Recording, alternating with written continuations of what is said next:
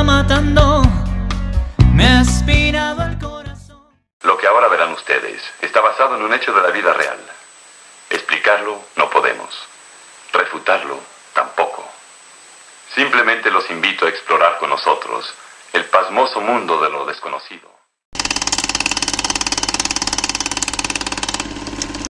El término Foo Fighter fue utilizado por los pilotos de aviones aliados durante la Segunda Guerra Mundial para describir una variedad de UAV sobre los cielos de Europa y el Pacífico en áreas de operaciones.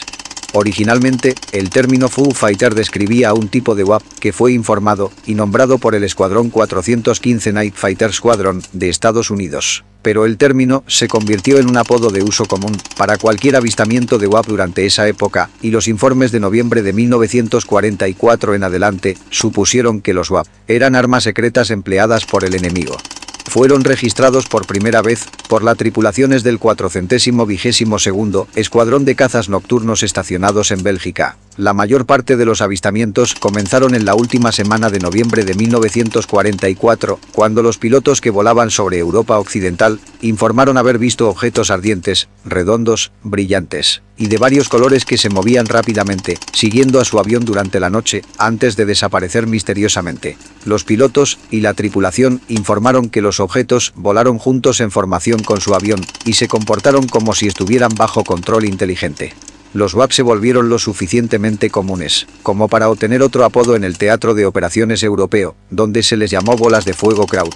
Investigaciones posteriores revelaron que pilotos alemanes y japoneses habían informado de avistamientos similares, lo que ayudó a disipar la teoría de que los Foo Fighters eran de origen tecnológico alemán. El Comando Aéreo del Ejército envió oficiales a investigar, pero su investigación se perdió después de la guerra. ¿Por qué los pilotos de la Marina de los Estados Unidos no filmaron los ovnis, que sí filmaron recientemente, como los Tic Tac, a pesar de que estaban en un espacio aéreo militar restringido? La respuesta se remonta a 1952 y los Foo Fighters de la Segunda Guerra Mundial. Echemos un vistazo detallado. A pesar de las afirmaciones del Pentágono de que no sabe qué son estos objetos, la política de no confrontarlos se remonta a 1952, cuando el entonces presidente Harry Truman rescindió una orden directa de derribar ovnis después de un aumento inusual en Washington, D.C. y en todo Estados Unidos, que tuvo lugar el año antes mencionado. Según un informe histórico descubierto recientemente, esto se debió a que el renombrado científico Albert Einstein y otros académicos intercedieron y le dijeron al presidente que no era una buena idea. La participación presidencial directa en la situación del platillo volante para el presidente Truman comenzó en 1949. Cuando encargó un estudio sobre los Foo Fighters, que plagaron a ambos bandos durante la Segunda Guerra Mundial. Los Foo Fighters eran esferas de luz de aproximadamente 1 metro de diámetro, que perseguían y marcaban el paso de los aviones alemanes y aliados durante el conflicto. Ambos bandos involucrados en las acciones bélicas consideraron la posibilidad de que se tratara de armas secretas utilizadas por el enemigo. Sin embargo, la cuestión de qué eran estos pequeños objetos voladores nunca se resolvió realmente. El general Jimmy Doolittle dirigió el estudio que había encargado Truman. La conclusión fue increíble, dado que ambos bandos se habían ocupado de estas misteriosas bolas de luz. No podía ser algo hecho por el hombre, y el origen de la misma era, en palabras del propio general, probablemente extraterrestres. En la década siguiente, el ejército estadounidense se vio inundado de avistamientos de ovnis, lo que generó temores de una situación incontrolable, que desataría el pánico total entre la ciudadanía.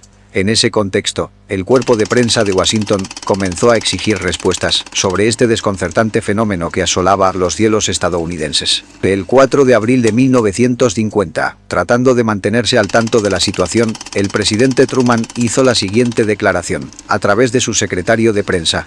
Les puedo asegurar que los platillos voladores, tal como existen, no los construye ningún poder en la Tierra. Algunos informes sitúan la declaración en una conferencia celebrada en Washington. Lamentablemente, el día en cuestión, el mandatario se encontraba en su residencia de Key West, Florida, y no realizó una conferencia de prensa.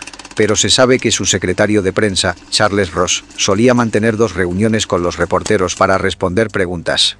Esto último recibió cierta confirmación cuando un artículo de la revista Time citó más tarde la declaración sobre la supuesta ignorancia del presidente sobre la situación, como perteneciente a Ross, con fecha del 17 de abril de 1950, decía: Truman envía un mensaje a través de su secretario de prensa de que no sabe nada sobre los platillos. Durante el verano de 1952, hubo una gran cantidad de avistamientos de ovnis en todo Estados Unidos. Se extendieron a 2 ondas muy públicas que fueron rastreadas desde 3 lugares diferentes mientras sobrevolaban la Casa Blanca, el Capitolio y el Pentágono, el 19 y 26 de julio. El titular del New York Times de julio de 1952 decía lo siguiente: una acumulación masiva de avistamientos en los Estados Unidos, en 1952, especialmente en julio, alarmó a la administración Truman, escribió Gerald K. Jans, autor e historiador de la Agencia Central de Inteligencia. Llevó a la administración Truman a dar la orden de derribar los platillos voladores. El 26 de julio de 1952, la Fuerza Aérea obedeció y dio la orden de dispararles. Sin embargo, varios científicos destacados, incluido Albert Einstein, protestaron por la orden ante la Casa Blanca e instaron a que se prescindiera no solo en interés de la futura paz intergaláctica, sino también en interés de la autopreservación. Los alienígenas ciertamente considerarían un ataque de un avión de combate como una violación de las leyes universales de hospitalidad, agregó Haynes.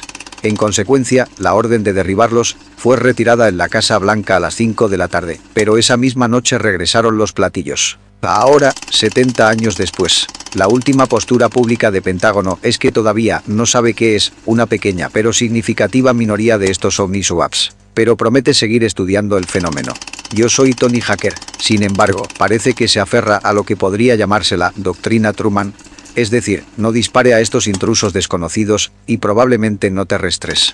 Entonces, si el relato de Haynes es cierto, tenemos otra razón para estar agradecidos con Albert Einstein. Sin nada más que agregar sobre lo aquí relatado, me despido desde Caseros, Argentina. Chao, y gracias por ver mi contenido.